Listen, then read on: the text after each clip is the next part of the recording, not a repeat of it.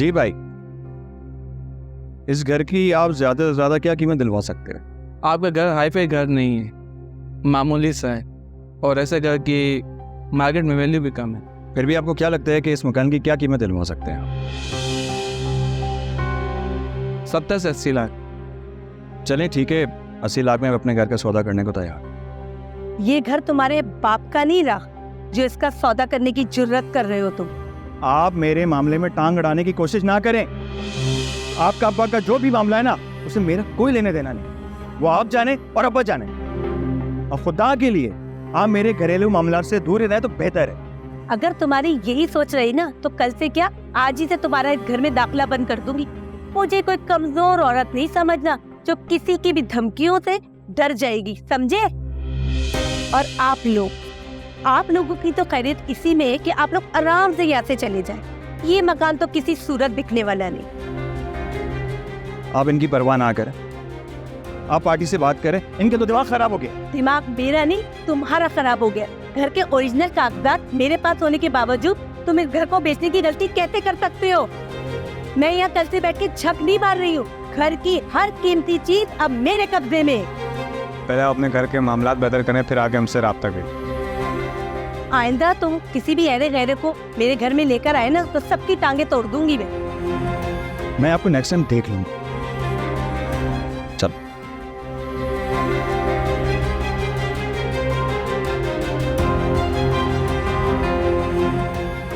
ये घर तो मेरी मर्जी के बिना बिक ही नहीं सकता। देखती हूँ कैसे बेचते हैं।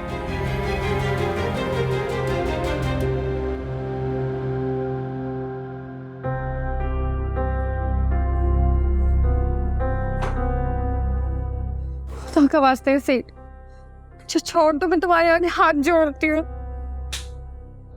तुम्हें छोड़ दूं? तुमको छोड़ दूं? हैं? बड़ी मुश्किल से तो तुम हद पे चढ़ी हो, हैं? यानी तुम्हारे अंदर से चालाकी अभी तक गई नहीं है। तुम जानते हो सेठ, मेरी शादी हो गई है, मुझ पर रहम करो। तुम मुझसे रहम की भीख मांग रही हो, जिसने तुमको पाने के लिए नजर नहीं क्या क्या कुछ खो दिया।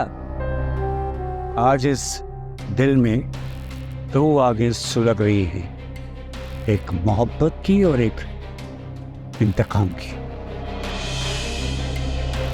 आज दोनों में से किसी एक आग को तो बुझाना होगा।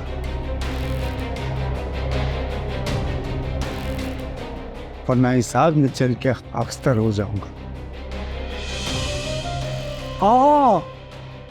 तुमने मुझसे छोड़ने का आरोप छीन लिया।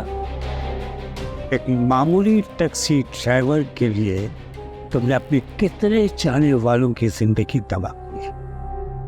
आज अपनायत से ज्यादा इंतकाम की आग सुलग रही।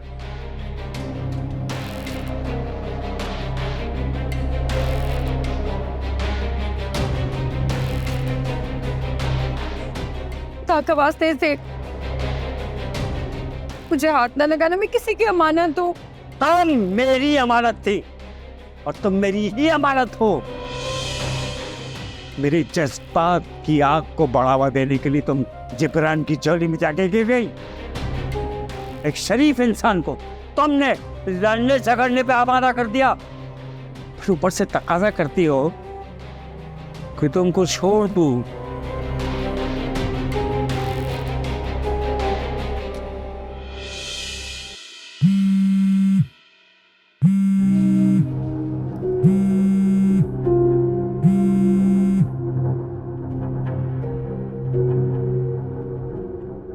ओ बादशाह के बच्चे, क्या मुसीबत आ गई तुझे? तू हमेशा रंग में भंग डालने के लिए ही क्यों फोन करता है? सेठ जी, एक बहुत बुरी खबर है।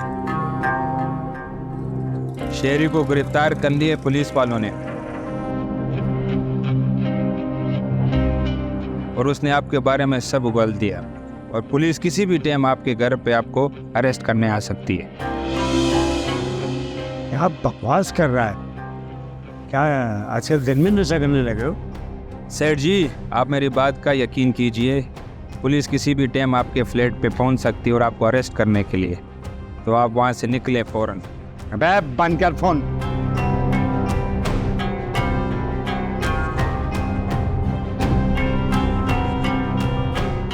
दरवाजा खोलो, सेट डाउन।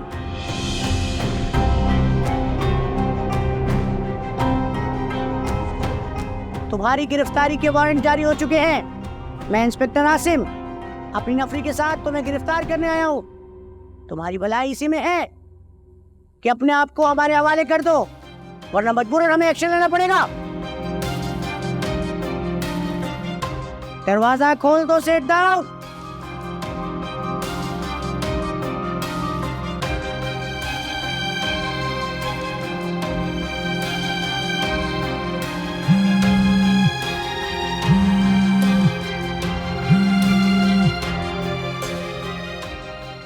हाँ बेटे, आपके मामा लोग आ गए।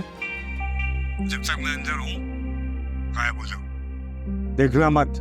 और हाँ, मेरा दोस्त जमाल जैसे ही अमेरिका से आ जाए फौरन उसको अप्रोच करना, क्योंकि उसके सिवा इस वक्त मुझे कोई नहीं छोड़ सकता। और जब तक मैं बाहर ना आ जाऊं कोई नजर मत आना, दफा हो जाओ कहीं तक। मैं भी यही हवा खा के आता। बहुत खुश नसीब हो रवि, वरना आज मैं तुमसे वो घिनौना इंतकाम लेता तुम किसी को मुंह दिखाने के लायक हो रहे। एक बात याद रखना, जब तक तुमसे इंतकाम नहीं लूंगा चैन से मौत भी नहीं आएगी।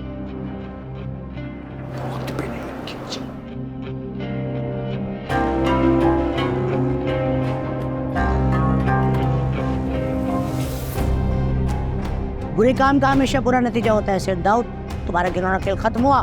ले चलो से। चलो चलो। डालो मोबाइल में, निकालता हूँ मैं इसकी आशिकी का भूत। दीदी आप भी आ जाए हमारे साथ। आ जाओ, बेफिक्र हो जाए, आ जाओ।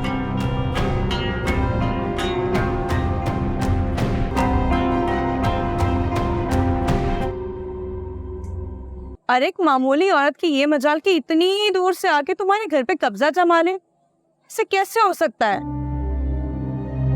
मेरी तो कुछ समझ में नहीं आ रहा कि घर के ओरिजिनल पेपर्स कहाँ से आए उसके पास।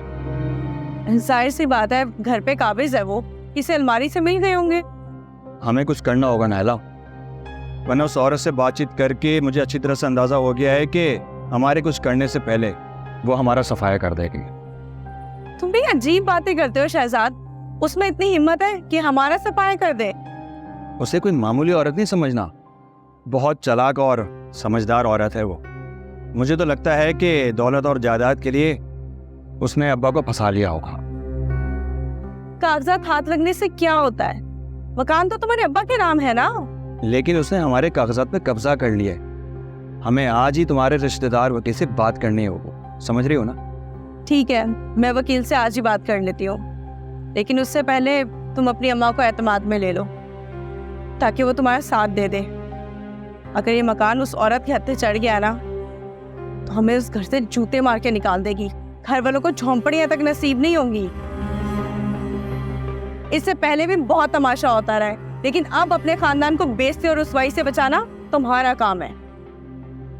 अम्मा को साथ में लाना मुश्किल नहीं है, बस तुम अपने वकील से बात करो। मेरी जिंदगी का सबसे बड़ा मकसद उस औरत को सबक सिखाना है।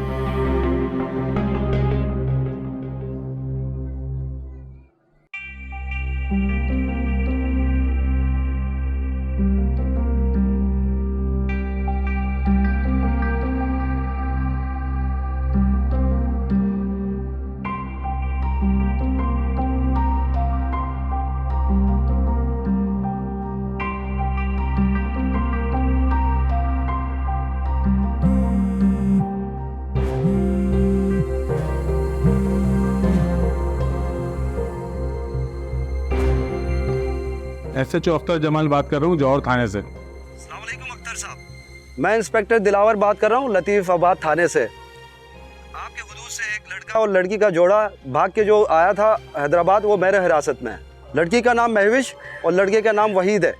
सर हमें ये इन्फॉर्मेशन देने का बहुत शुक्रिया। इन दोनों मुल्जिमान का केस यहाँ पहले ही फाइल हो चुका है। हम बहुत जल्द इन्हें अपनी तहवील में लेने के लिए हैदराबाद बंदे भेज देंगे। चले, मैं अभी थाने पहुंचा हूं, मैं आपसे थोड़ी देर में बात करता हूं। ओ नासिर, मेरी यूनिफॉर्म निकाल।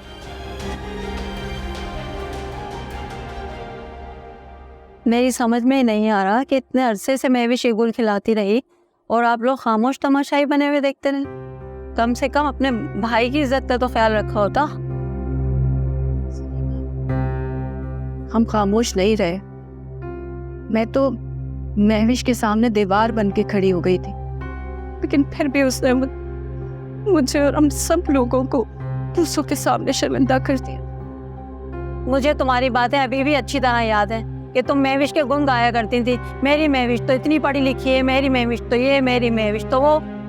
अब तुमने सबक सीख लिया ना, इसलिए कहती हूँ मैं, इंसान को अपनी औकात में रहना चाहिए। मुझे इस बात का बिल्कुल भी एहसास नहीं था कि महविश घर से। अगर तुमने उसकी अच्छी तरबियत की होती तो वो कभी भी ऐसा नहीं करती। मेरी बेटियों की मिसाल तुम्हारे सामने है, ये सब मेरी तरबियत का नतीजा है।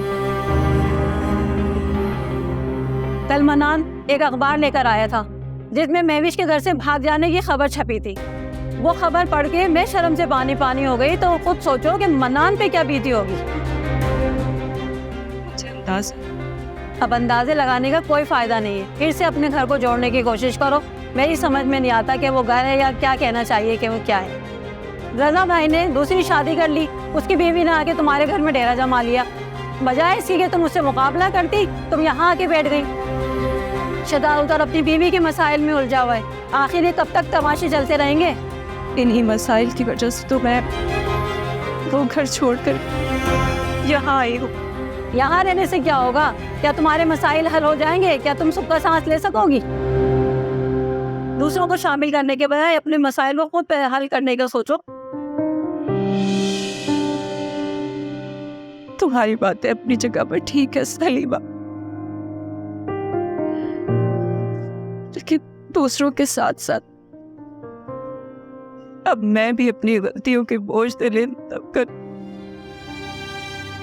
बहुत कमजोर हो गई हूँ।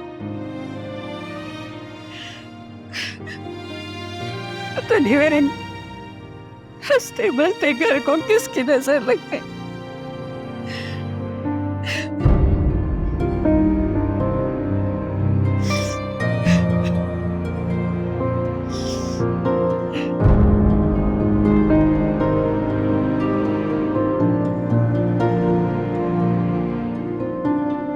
Yes, but Chabi, you're very patient. Push the minute. You didn't knock out. Like, tell me.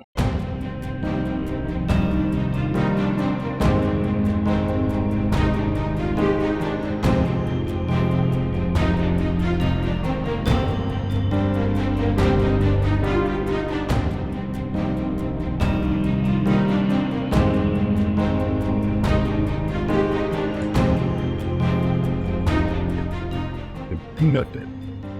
William not died. This is good like beaten and you beat. मैं तो यही मशवरा दूंगा कि सबक करने और अल्लाह पर भरोसा रखने के सिवा कुछ चारा नहीं देगी। जिस तरह मैं आज से तैरने मेरी बेटी फादर का विंडो wishing that आज भी मुझे अल्लाह पर भरोसा है। उसने मेरी बेटी को sex and golf gets citizen. What's that? Yeah, promise. But he goes over there. Okay, see the thumb at the other one down the anyway.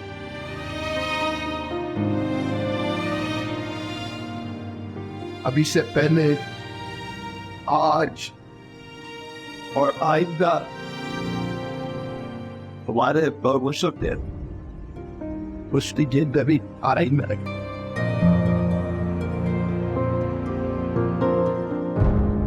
चाहो प्लीज तुम मेरी बात समझ सकते हो।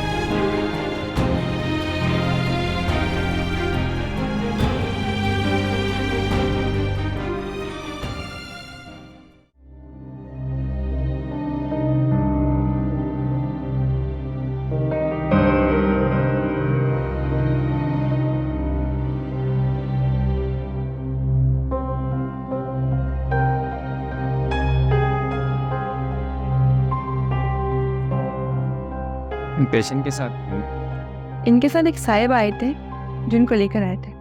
ये कैसे हो सकता है? हार्ट के पेशेंट को ऐसे खुदा के आसरे पे छोड़ दिया। अगर उन साहब का कोई भी राब्ता नंबर है तो उनसे कांटेक्ट करके फ़ौरन बुलवा लें। सर एक दो बार मैंने ट्राई किया था इनके नंबर पर, लेकिन कोई रिस्पांस नहीं आया। हालांकि मेरे अंदाजे से वो इनके बेटे थे। किस तरह का बेटा है?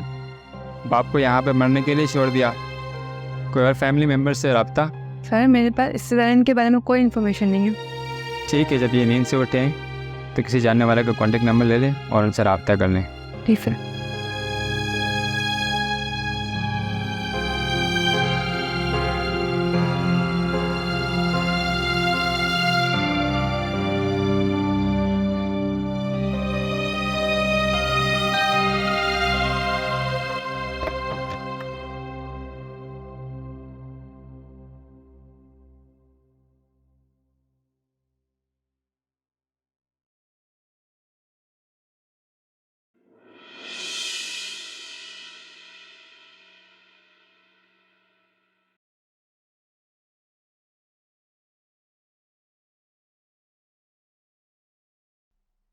कहाँ जा रहे हो?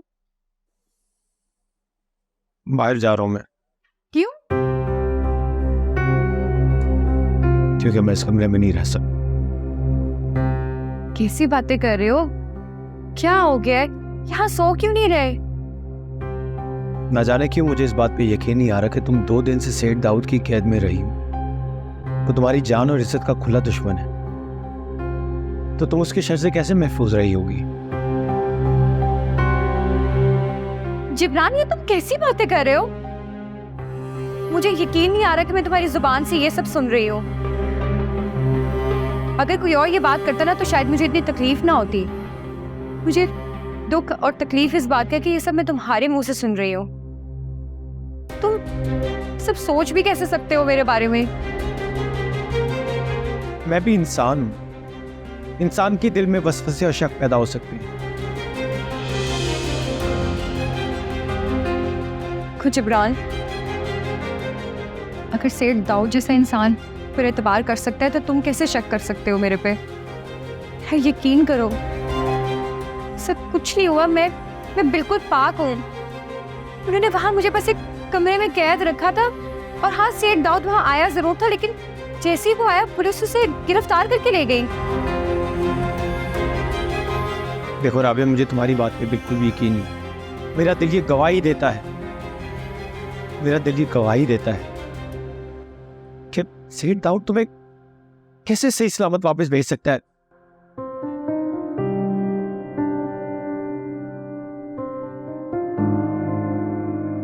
तो तुम्हारा मतलब है कि तो मेरा मतलब अच्छी तरह समझ सकती हो।